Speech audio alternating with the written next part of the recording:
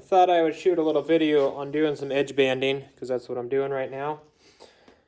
So this is some Baltic birch wood that I'm working with. I'm building these shaker style panels. They're kind of a little DIY, kind of a quick and dirty version without having someone professionally build cabinet faces for me. I want to finish this because these are going to be painted. So I have edge banding. This comes in like a giant roll. I buy it in like the 250-foot rolls. And there's a glue adhesive on the back that is activated once it heats up. And I do that with your basic household iron. So I cut these just longer than the piece I'm working with.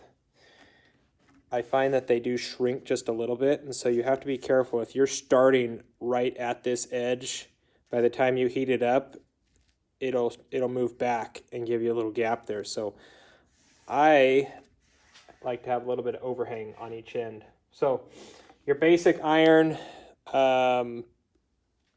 it's just old Black & Decker that my wife had that I stole from her because I used it too much out here in the shop that she had to go get a different one.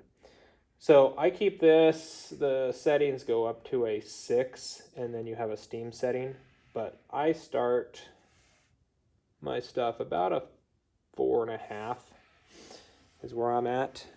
You don't want it to get too hot because you can burn this edge banding wood.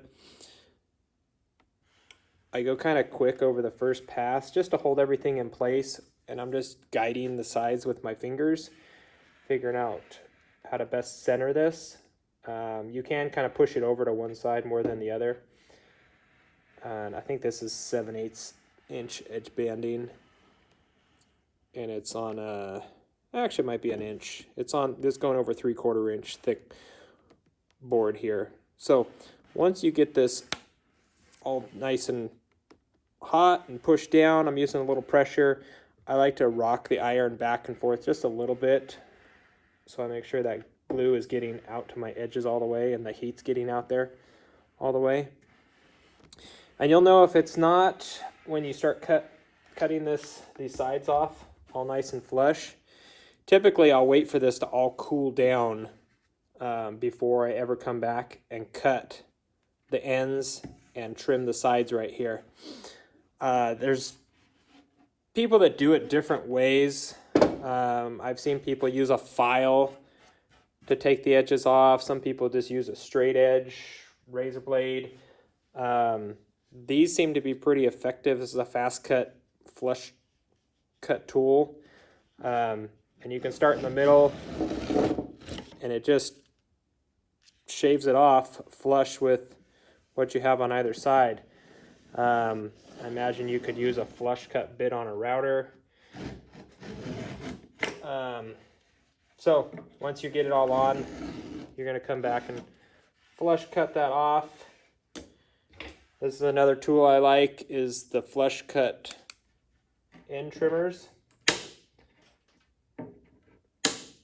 Make sure you get them nice and straight across your one below it.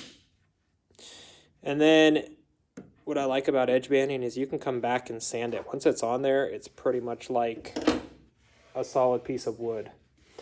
And you can feel or see your edges and feel if you still have a little bit of lip on there, you can come back and get it nice and smooth. And then lastly, what I will do, let me grab it, is get like some 220 sandpaper, and you can just sand that nice and smooth with the face on both sides, and then you get a nice finished looking piece of wood right there.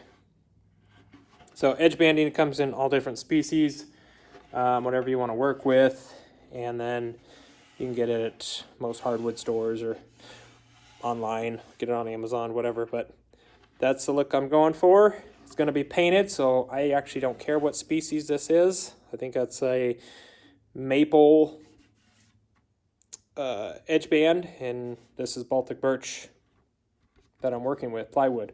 So that's the outcome that I'm looking for. So pretty simple. Take your time. If you don't get a good adhesion on here, you'll see little pockets of air. You can come back once it's flush cut even and hit it again with your iron and bring it all together. So hopefully this was a helpful video. Leave me a comment and let me know what you think.